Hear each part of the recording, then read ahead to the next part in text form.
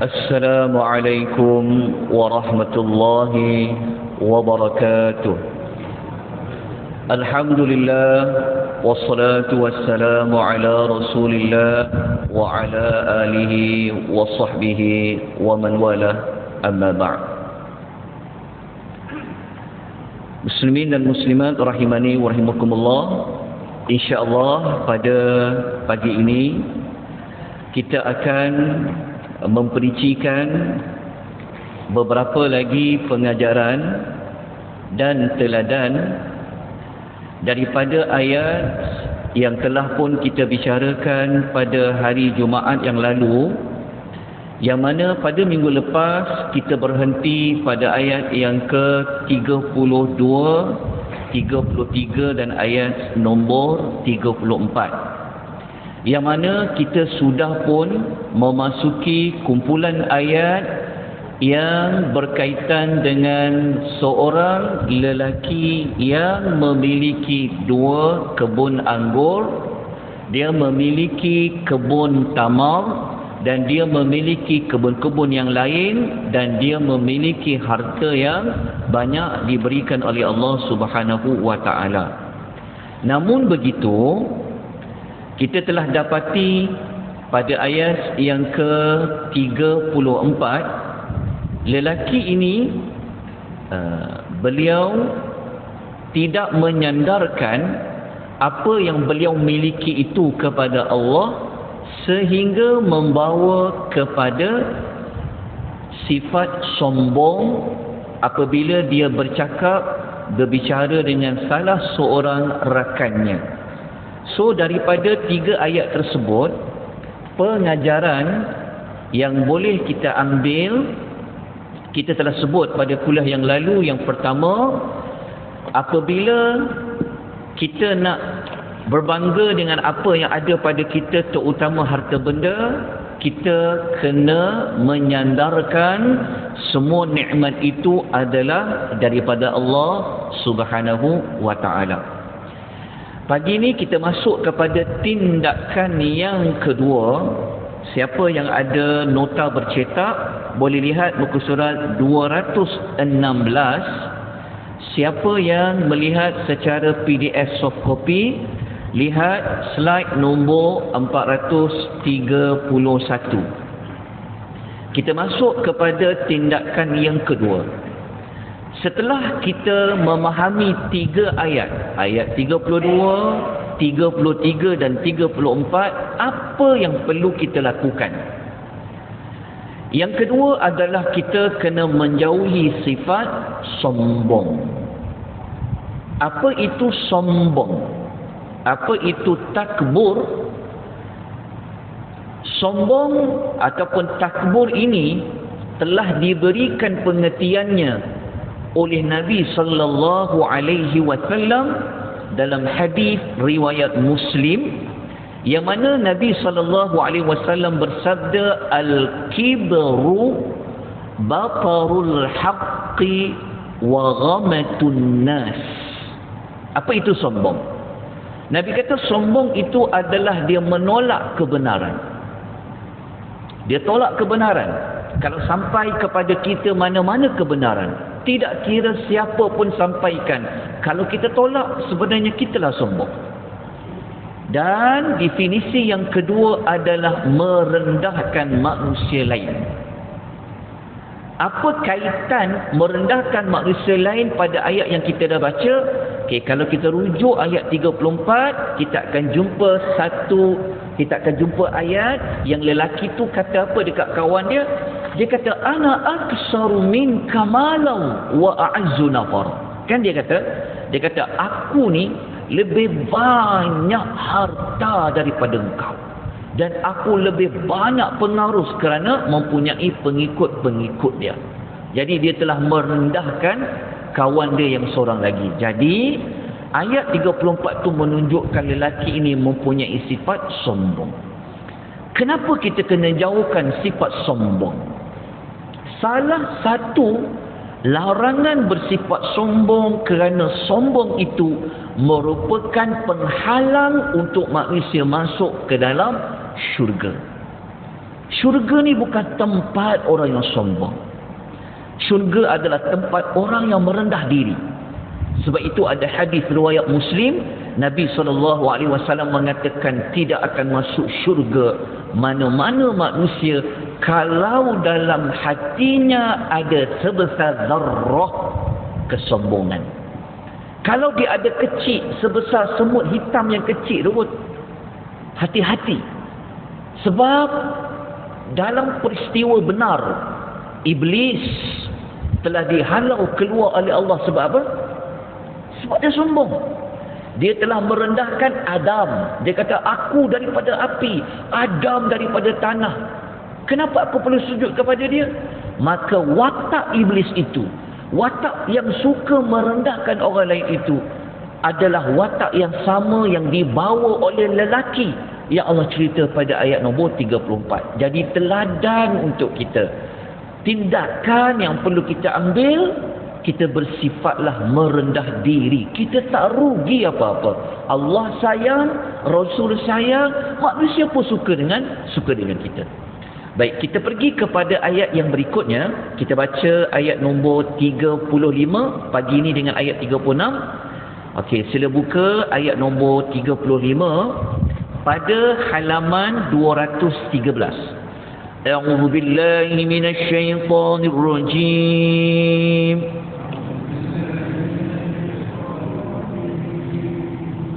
وَدَخَلَ جَنَّتَهُ وَهُوَ ظَالِمٌ لِنَفْسِهِ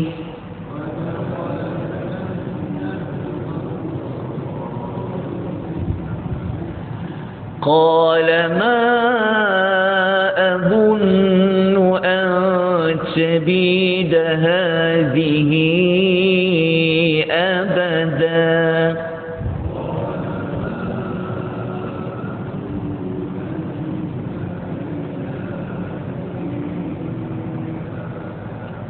Ayat 36. وَمَا أَظُنُّ السَّاعَةَ قَائِمَةً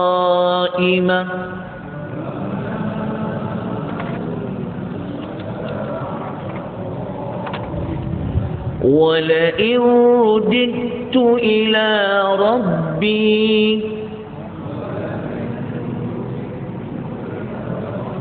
لَأَجِدَنَّ خَيْرًا مِنْهَا مُنقَلَبًا.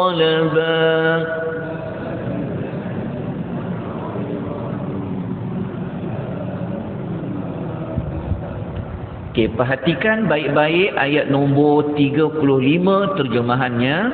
Okey, ayat 35 ni merupakan kesalahan lelaki yang kaya itu. Kesalahan dia kedua apa? Kita perhatikan ayat dia. Allah kata apa? وَدَخَلَ جَنَّتَهُ, dan dia pun masuk ke salah satu kebunnya. Dalam masa yang sama, dia berada dalam keadaan menzalimi dirinya sendiri. Kenapa Allah kata dia telah menzalimi dirinya sendiri? Tengok kepada penerangan tu, apa maksud menzalimi diri sendiri. Kata para ulama tafsir, dia menzalimi diri sendiri. Kenapa? Kerana dia sebenarnya dalam keadaan kafir, sombong, ingkar, enggan beriman kepada hari kiamat. Sebab tu Allah kata dalam keadaan dia berlaku zalim. Okey. Lepas dia masuk kebun dia tu, Allah Ta'ala kata, dia kata ma azunnu an tabida hadhihi abada. Sambil dia berkata, aku tidak fikir, dia kata, kebun ini akan binasa buat selama-lamanya. Dalam keadaan dia kagum, dia bangga, dia kata, inilah kekayaan aku, dia kata. Ini akan kekal buat selama-lamanya. Sebab apa? Kan kita tahu sebelum ni kan, dia ada aset lain, betul. Dia ada pengaruh-pengaruh, dia ada anak buah yang lain. So dia berfikir bahawa apa yang dia ada tu tak akan hilang. Ada para ulama tafsir kata, kita tengok perkataan hazihi tu, antabida hazihi tu, para ulama tafsir mereka kata kemungkinan hazihi itu merujuk kepada kebun yang dia masuk tu, dan para ulama tafsir juga kata kemungkinan merujuk kepada dunia. Dia fikir dengan kekayaan dia ada ni, dia akan kekal. Ya, kita ni kalau ada serba-serbi, kita akan rasa macam hidup lama, betul tak? Kalau sakit, kita boleh sembuh. Kita ada duit, boleh rawat. Apa yang kita tak boleh buat? Lepas tu kadang-kadang kalau kita baca dalam surah, ada satu surah Al-Ma'un ke surah Al-Humadah, yang dia kata, yang Allah kata apa, yang dia berfikir, ayahsabu wailul likulli humadatil lumadah alladhi jama'a malan wa 'addadah yahsabu annama lahu akhladah. Kalau Allah kata dia kumpul harta dia, dikira dan dia menyangka dia akan kekal. Okey. Jadi lelaki ni, inilah kesalahan dia yang kedua. Nanti kita kupas dari sudut teladan.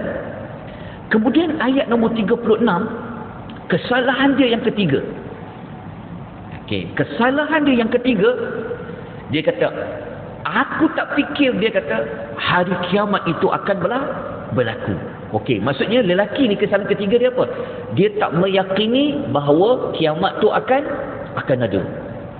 Okey, lepas tu pula dia pula tersalah sangka, dia kata, kalau adalah kiamat ni, dia kata, sudah tentu aku akan dapat tempat kembali yang lebih baik daripada ini. Faham tak maksudnya? Maksudnya dia macam ni, dia salah sangka. Dia ingat, dia kata, aku sekarang ni kan ada 2 kebun. Aku ada kebun tamar sekelilingnya. Lepas tu aku ada apa? Aku ada kebun-kebun yang lain. Aku ada harta banyak. Aku ada pengikut banyak.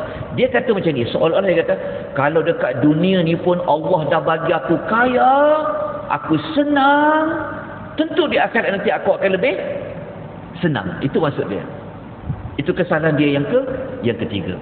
So daripada ayat 35 dan 36 ni, apa yang dapat kita belajar sebenarnya? Apa yang Allah nak sampaikan kepada kita yang baca tiap-tiap minggu? Antaranya kita baca pada pagi Jumaat. Quran, fungsi dia didik kita sebenarnya. Quran merubah diri kita. Kalau kita ada sikap yang sama macam ayat 35, 36, inilah masa untuk berubah. Kalau kita ada sipi-sipi macam kenyataan ayat 35, 36 ni, kita cepat-cepatlah kita ubah. Itulah Al-Quran. Tujuannya untuk memberikan petunjuk. Jadi apa yang dapat kita lakukan, apa tindakan yang perlu kita lakukan, yang ketiga ni saya sambunglah daripada tindakan sebelum ini, kita kena sentiasa meyakini bahawa kiamat itu pasti dah datang. Okey, kita meyakini kiamat tu pasti ada. Sebab kalau kita fikir kiamat, kita rasa dunia ni apa? Sebab tu dalam otak patutnya kita semua kena membina minda akhirat. Letak dalam hati tu akhirat. Dunia kita pegang dengan tangan kita. Dunia dekat dengan tangan kita. Tetapi akhirat itu yang letak di dalam hati. Kata orang zaman sekarang, dalam hati ada taman kan? Itu contoh orang kata. Tapi dalam hati kita ada akhirat. Sebab apabila kita fikir akhirat, kita akan dapat membawa kepada fikir, tak ada apa-apalah yang Allah bagi ni, pinjaman saja, tak kekal. Jadi itu tindakan yang ketiga. Kita kena berpegang bahawa tidak ada yang kekal dan dunia ini akan binasa. Itu yang ketiga. Okey, yang keempat, apa yang dapat kita belajar? Sebenarnya Allah nak bimbing kita, jangan jadi macam lelaki itu. Kenapa? Kerana lelaki itu dia telah tertipu dan telah terpedaya dengan harta yang dimiliki. Kenapa kita kata dia telah tertipu? Kenapa? Okey, begini.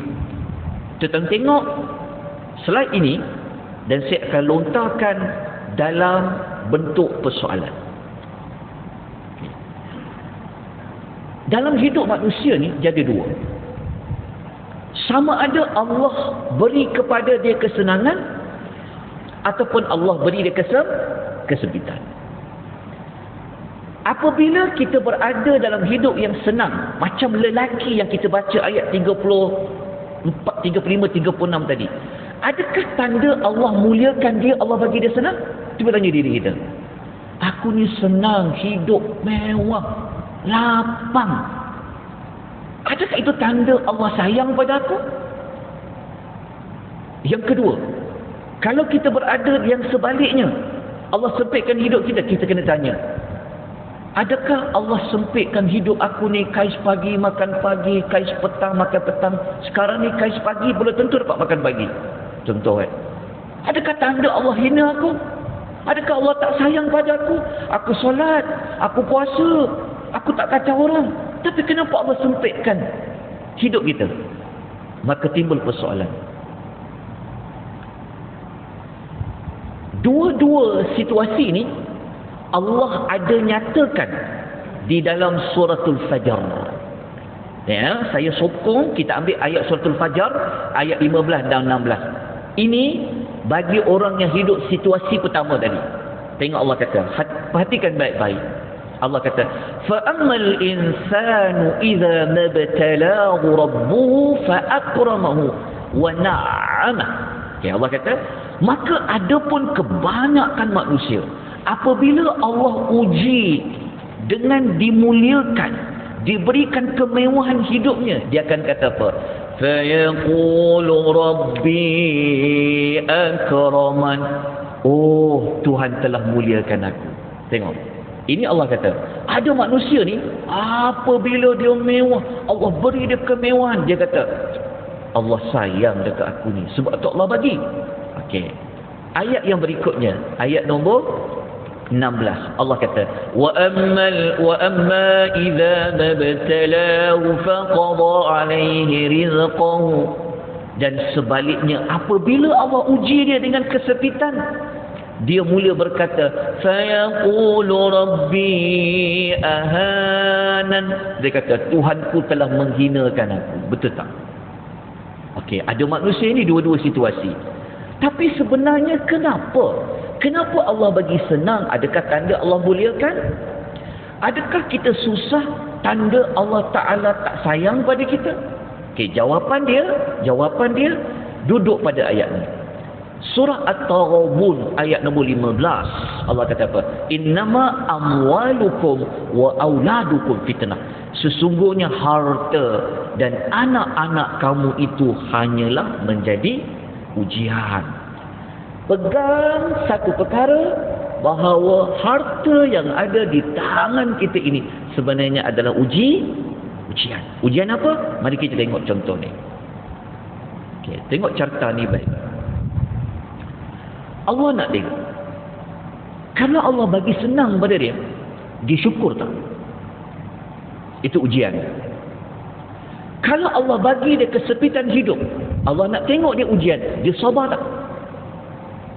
Itulah hidup.